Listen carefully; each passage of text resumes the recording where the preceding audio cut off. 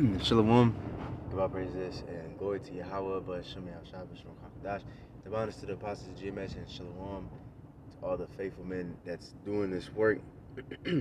Alright, now, Lord willing, I'm gonna make this video about rebuke because really rebuking your own. Because really, rebuke is part of our culture, the Hebrew Israelites. If you don't know, the so called Blacks, Latinos, and Native Americans, the ones that scattered abroad, they are the Hebrew Israelites. And the Lord taught us to rebuke one another. You know what I'm saying? 'Cause that's really true love, to judge. That's why in the scriptures, you got the book of Judges. Because we are a nation of kings and priests. And kings tell the people what to do. Priests tell people what to do so they can get right to the Most High. Alright? We're also a nation of judges. Alright? Because like scripture said, they covered the face of the judges thereof. And all the judges is who? First Yahweh, Yahushai, and then the rest of the men of the Lord. That's us. Because also too, scripture says what? In Psalms, and it also repeats it in John 10, it says that ye are gods. And you look at the word gods, one of the definitions is God, angels, and the other definition is ruler, and also judge.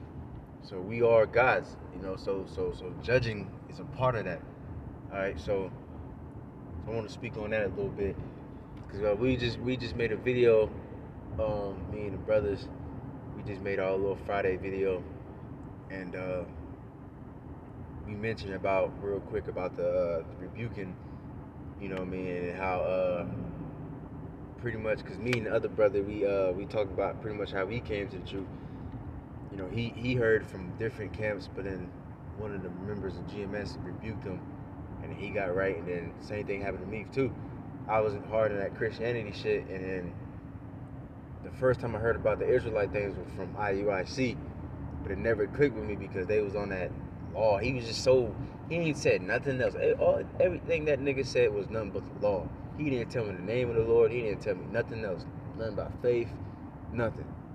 He just said you're an Israelite and keep the law. Alright? So it just never clicked with me. But when I met the brothers, you know what I mean, that's when it clicked. Cause they gave me the whole role. It wasn't just the law. It was everything.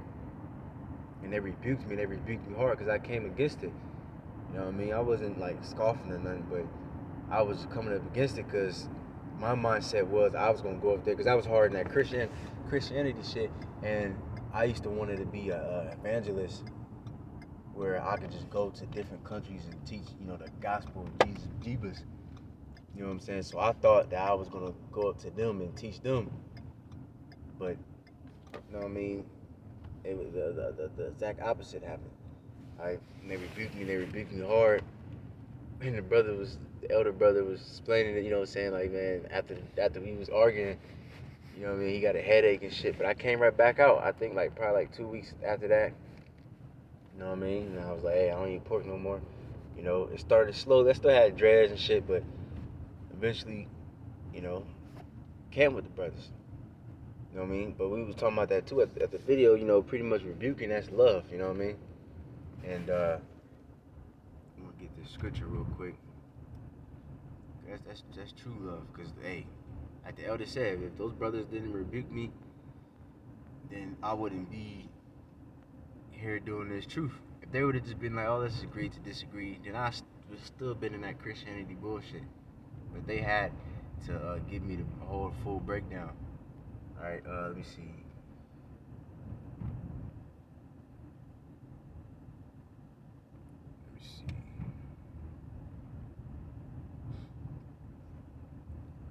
This is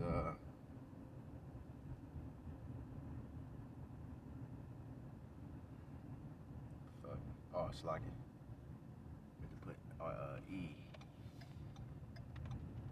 This is Proverbs 9:7. He that reproveth a scorner getteth to himself shame, and he that rebuketh a wicked man getteth himself a block.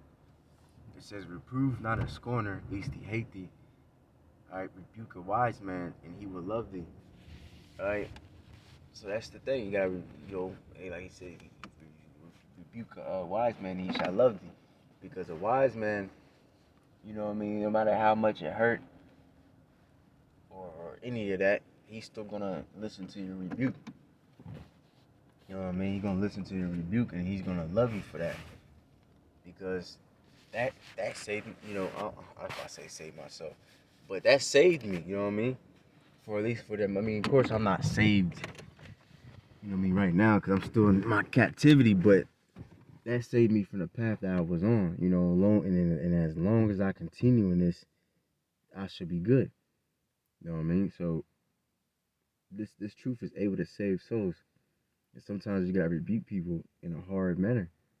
You know what I mean? Sometimes, you know, it don't always gotta be hard. You know, it can be gentle sometimes. But sometimes some people need to be cussed out. Right? And I ain't get mad and then, you know what I mean, and then it never came back and, you know, no. I accepted the rebuke, you know. Everything I ain't accept everything all at once, but slowly it came to me. I remember the first thing I started agreeing with them with was that cussing thing. You know, Christians don't believe in cussing. But I remember I that was the first thing cause they were saying like, yeah, they broke down all the scriptures, and then I was like, I remember I said it on my breath, I was like, damn.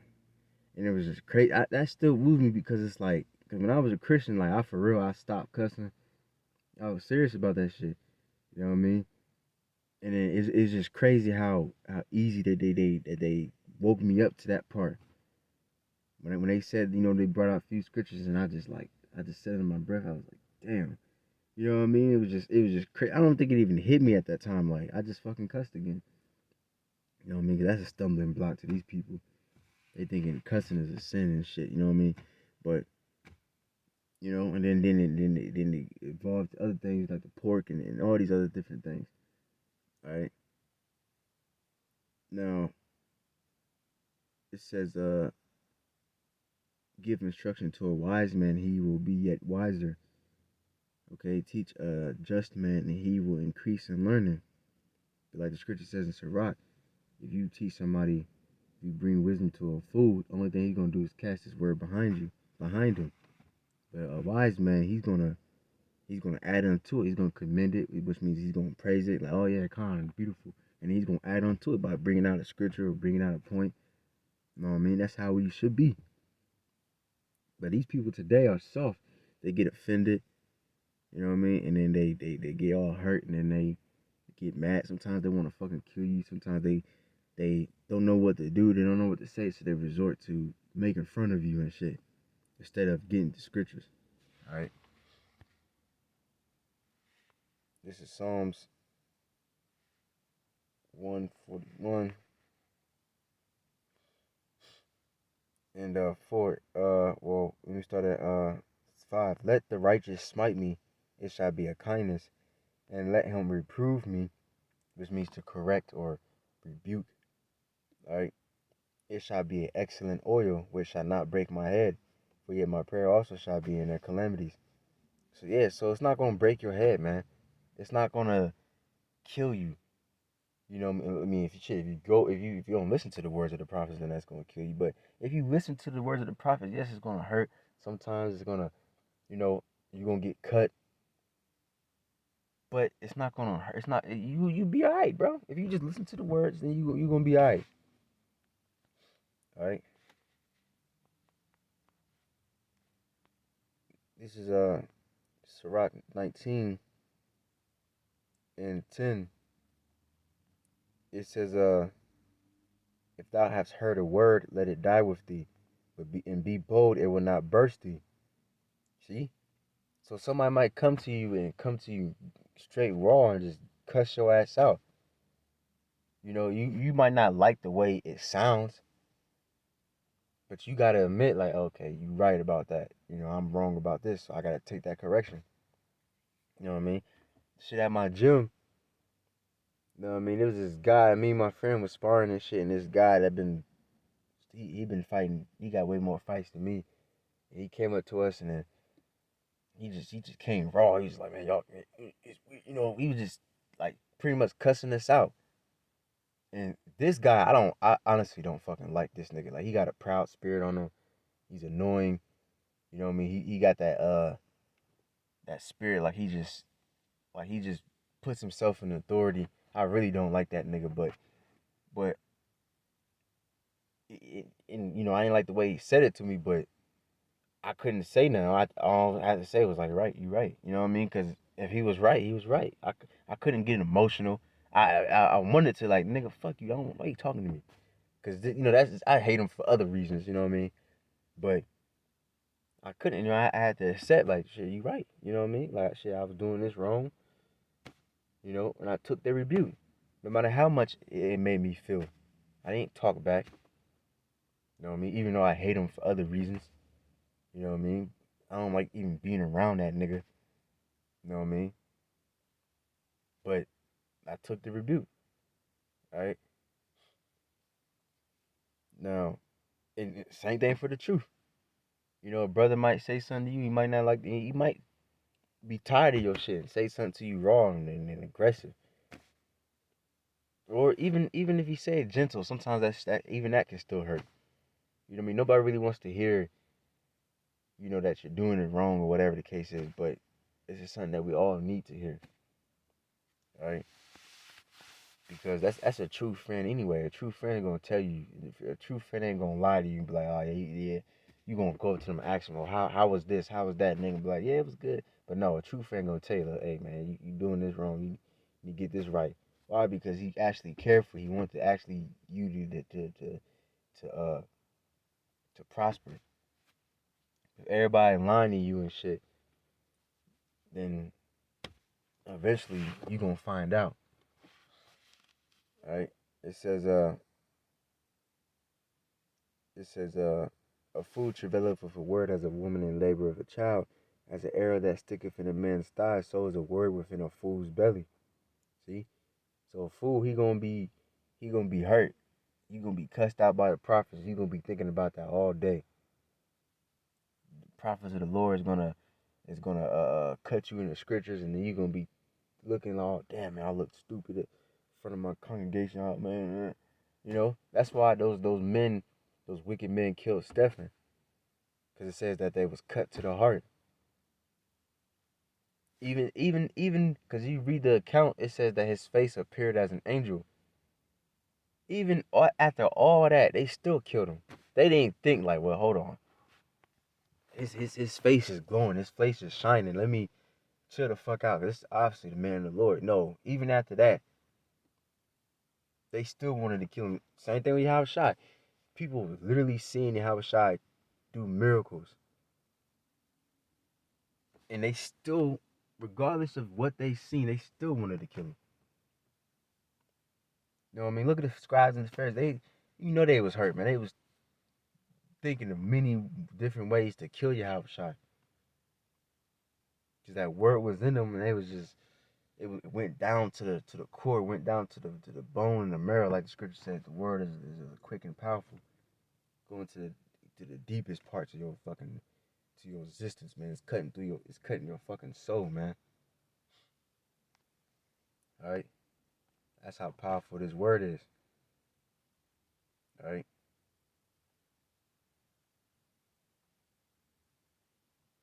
now, let me see. That's pretty much it, man. I just wanted to get that point because, you know, when a real true wise man gets rebuked, you know what I mean, he's not gonna get hurt and cry about it. No, he gonna love that man that rebuked him. He's going to change his ways. All right, just like you got a coach or whatever, your coach is gonna be on you. Sometimes he's gonna come to you and pat you on the back. Hey, you did good, but sometimes he's gonna be looking at you like, nigga, what you doing? Stop being lazy. Get up, do this. That was trash. Do that. You know what I mean? It's like a it's like a it's like a balance, you know what I mean? You don't, you know what I mean? He gonna tell you this straight up. Same thing with your teacher. You in school, whatever, and you do a math problem wrong, he gonna be like, nah, that's wrong, because you need to show you the breakdown. Because they want you to thrive and get better.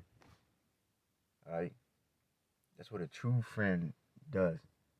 Alright? Because these people in this world teach you Because I remember it was like a commercial or whatever saying that true love don't judge. Yes, it does. All right. If you love somebody, say you had like a daughter or whatever, you teaching her tennis, and she have a dream to compete and shit like that, and you know, say you like you're a coach in tennis, you already you know the breakdown. What you gonna do for her? You gonna be hard on her so she can be the best. You know what I mean? Cause you love her. You don't want to see her to be like, oh, whatever. I'm just gonna let her do whatever. She's completely trash. I'm just gonna let her have. No, you gonna be like, nah. You gotta look. This is what you gotta do.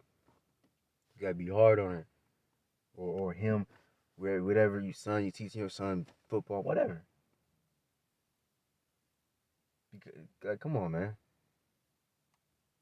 That's true. That's true love right there, man. All right. So, anyways, with that, hopefully it's edifying. I'm gonna give our praise and glory to Abba Shemel Shabbos, Shalom Chakadash, to the Apostle GMS. So, on to the brothers pushing this word out. So, I'm saying, Shalom.